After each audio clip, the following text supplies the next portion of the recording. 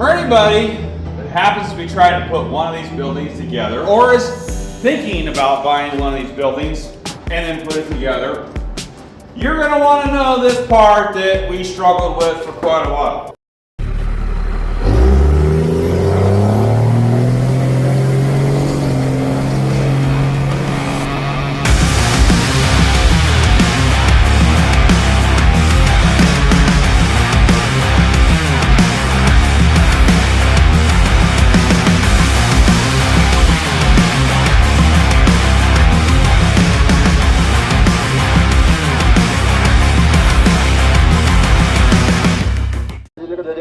Here at 607.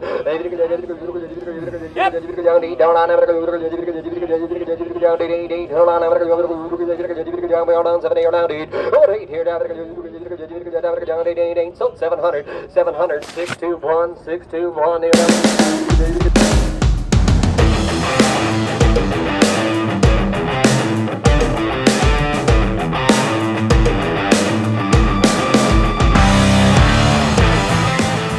Okay, well, we got box A right there, and then this one over here is box B. So, interesting. Everything's labeled. I opened up a box A because that would make sense, right? Because we're starting out here. We got A25. We got a bunch of A25s. These are all labeled over here. I've already got them spread out, A13. So it appears all the pieces are labeled. And then our directions over here. We got our parts list. There's our A's. And then step 1. There it is right there. That's what we got to build first. Okay, let's get to it. Getting carted around the job site. Nice having a little machine like this. We gotta do all the higher stuff, getting all those cross braces in. Here, keep going, driver, right around the corner. There we go. Yeah, just another day out here working on the high steel. Just as our brethren of the 19th century, as they built those skyscrapers, no safety nets, just up on the high steel with certain death below them. And here I am doing the same thing. Certain death below me. 8 feet down. Oh, sure is windy up here.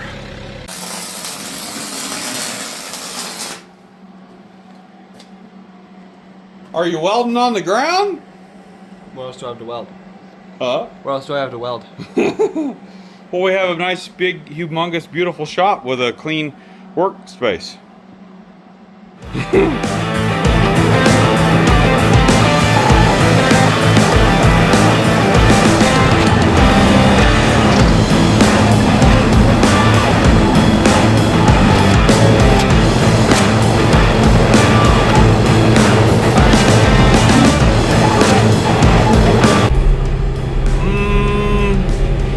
That's something hard down there. We'll get it.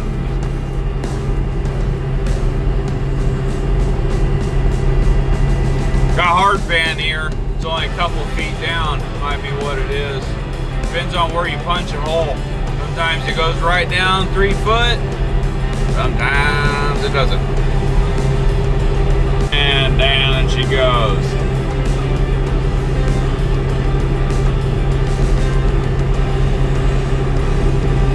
There we go.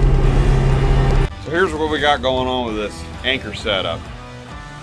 Okay, we got a piece of pipe, a couple bolts welded on down there to help grip in the concrete. We're gonna pour a, what do we got? About 125 pounds of concrete. We're gonna pour in the hole and then cover back up with dirt, and we'll figure out something here to build as a brace to come across here. The point is, it's something that's strong, fairly deep, that'll hang on in a windstorm. Okay.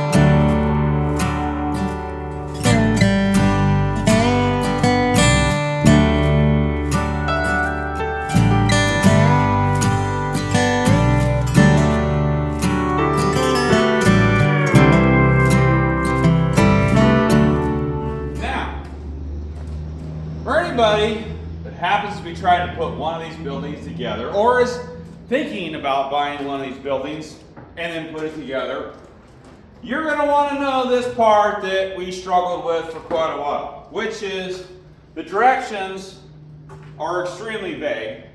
But how you got to do this has to be wound up tighter. They tell you it's already preset, pre-wound from the factory, which is why there's a screw in here.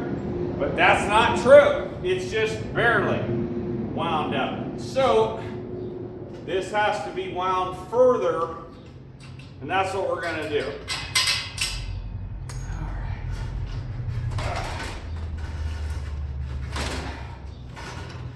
We're going to go around a couple more times.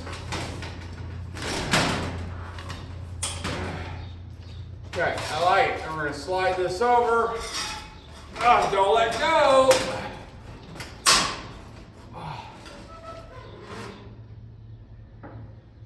Just like that. Somebody would have told me that yesterday, we wouldn't have wasted 2 hours screwing around with these things. But you get what you pay for.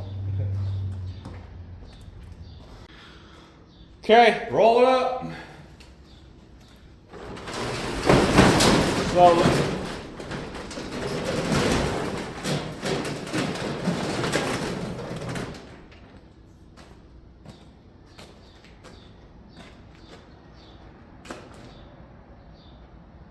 Okay, all right, next.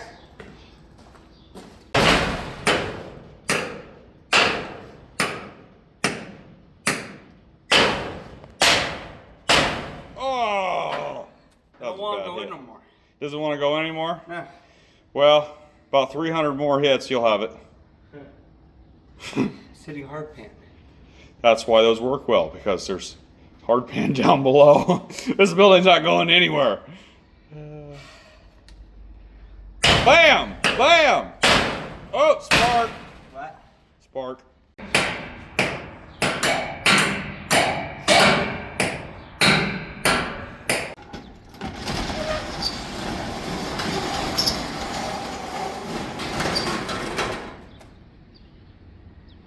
And that's a wrap on this deal.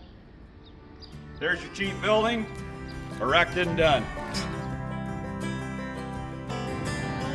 Well, that's what's left right there of this building. Now, we're starting right here on this building tour because this is the last thing that's unfinished. And what the deal is because I'm not too sure what I want to do with this opening. I may go to the Home Depot and go get myself a nice metal frame door and try to just integrate that into this. They want you to make a door out of square tubing. That's what this stuff is for. I don't know. I think I would rather have a nicer door to open and close. You know what I mean? So, like I said, still got to wrap this up right here, what we're going to do there. Now, how about those doors on the inside?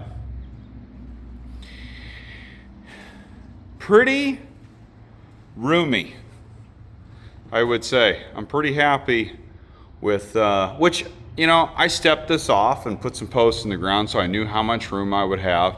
But it is nice seeing this as a finished product. Man, because this has been in the works now for a few months, and we got started on this, about a month or so ago, and worked on this in our spare time, evenings, whatnot, and got this done. Now, there's all the weeds from back when there was daylight in here. It's be kind of, see how long it takes those weeds to shrivel up. I want to talk about this building regarding the quality, the installation, and the overall end product. The quality is fairly poor, to be honest with you. It is definitely a Chinese building. I mean, when I mean the quality is poor, I don't mean the quality is unusable like something that's really cheap. But the old saying is you get what you pay for. It's not a bad building, don't get me wrong, but it's also not a really good building. It's fairly light duty. Like, it's a far cry from an engineered building with red iron in it, if you know what I mean. But you know, the cost is 5 times to 6 times higher for an engineered building. So that is why these are becoming more and more popular and coming across on the boats from Asia and being sold here at these auctions and whatnot. So that's what I would say on the quality. It's not good, but it's good enough. Okay, let's go with that. It is good enough to get the job done. You know, for the homeowner, this is more of a ranch, farm type building. I mean, this is obviously way too big for the average homeowner in town. But for the person that maybe has a small ranchette, one of those 1, 2, 5 acre lots or whatever that city people move out to and want to be country folk, this is a pretty good building for you. And like in my case, as a storage building, just to get some stuff out of the weather. It's good enough for that. Now, the installation. The instructions are pretty vague for the most part. Again, they're not good, but they're not so bad that you can't follow them at all. My number one tip on putting one of these together is take your time and make sure you understand the next step, because you do not want to do things over again. I told my son and Anthony, this young man that's helping us a little bit after school, I told both of them, I said, hey, team meeting here, okay? Let's, just as I said right there, let's make sure we know what we're doing before we do it, because let's not, I've done enough of this type of stuff in my experience that it's not fun doing things over again. And we did have that one in one spot. Started to put the roof on over here on this side, realized that we had these sheets here on over there. So we had to take them back down, then we had to go through and caulk all the holes from when they were drilled to put in over there. So like I said, you mess up your material when you have to do it twice, so make sure you understand the step that you are on. The instructions are good enough to get it done for the most part. I would say the biggest hiccup on the instructions was these doors. Those guys right there. The instructions tell you, on one hand, it says if you have one style, you have to wind these things up to load the spring. And then it shows a picture of this style, and it says there's a screw holding them in that they've already been wound up for you. Sorta, kinda. Apparently, little guys are not very strong over there in that side of the world. I don't know, because I had to take the screw out, wind her up 3 or 4 more turns, and then connect it to the door to get enough spring load, preload, to actually lift the door all the way to the top. So, as you saw, we got very frustrated on the very first door because we could not get it to roll up. That's a big tip if you're doing this. The other thing is, these sheets, we had issues right here. That's why there's a gap there. We had issues with the triangular pieces right there. This stuff is all pre-cut. You gain a lot of time because you don't have to cut any of this angle. All these angles, all those pieces, they're ready to go for you, except for you're dealing with all the ribs. So they have to go in the exact spot. And some of my pieces were cut incorrectly. And either when you put it up on this rib, it was too high, and you put it down here on the next rib, it was too low. So we had to make some modifications there. That was not done very well at all at the factory. And the roof, that turned into a tough one for us. You know, I got one side done, that one over there, and then I wound up and made a phone call because let me show you real quick. You can see behind me, see the distance between these rafters are fairly close anyway, and then these sheets run all the way across. So there's 3 rafters under each sheet. Now over here under the large section, those rafters are further apart, and there's 2 sheets up there, so the sheets only bridge 2 rafters. I don't do the best. I'm a little bit afraid of heights, to be honest with you. I'm not ashamed of that at all. We all have some of our own shortcomings. That would be mine. I don't like being up on top of wobbly things if I have to be. So I got that side done over there, and then I realized what I just said there, and I was like, and I'm not putting those two boys up there, even if they said, I'll do it. So I made a phone call. I called a friend of mine that built my red iron engineer building that is my garage and another building for us over at our other location. I said, hey, will you come out? You got guys that do this every day. I'm sure they'll be okay up there, or I assume they will. Will you come and finish that? They said, yeah, we'll come. We'll do that for you. Didn't cost me that much to have a couple guys come out. They wrapped that up. That was a big help for me. Otherwise, the rest of it, it just takes time. That's all there is to it. You really need some sort of a basket, some sort of scissor lift, something along those lines. Maybe if you got some really good ladders, maybe you can get away with that. But man, having a basket, some sort of way to get around makes a huge difference on this deal. So I would say this could be pretty tough for the ranchette guy trying to put this together if you don't have at least a baseline amount of equipment. Now, like I said, the third thing was the end product. I think a lot of the first two things cover that and kind of tell you. The end product is I have a usable door. I have a usable building that is going to accomplish the mission, which is keep my expensive toys inside, out of the rain, out of the sun, protected, and all that. Mission accomplished without spending 50 grand to build a real building, to be honest with you. I mean, I'm in this for like 8,000 bucks, basically. So there's all kinds of people trying to flip these buildings on Facebook, Craigslist, that sort of thing. They'll go to the auctions, try to flip these and see if they can, make a profit off of them.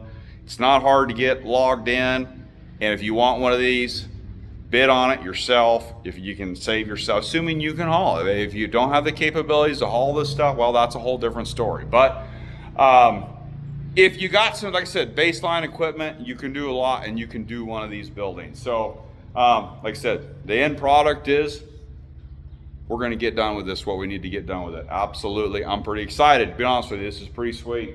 And it's a good project for those two boys too, to dive into this and see this from the start to the finish. So I'm Bobby J. Appreciate you watching.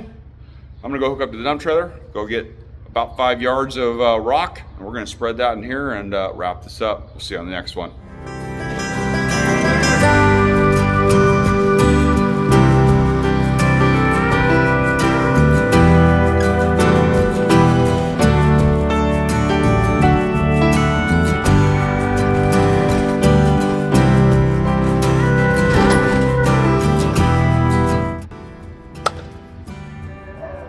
That is what we've been looking for the entire time.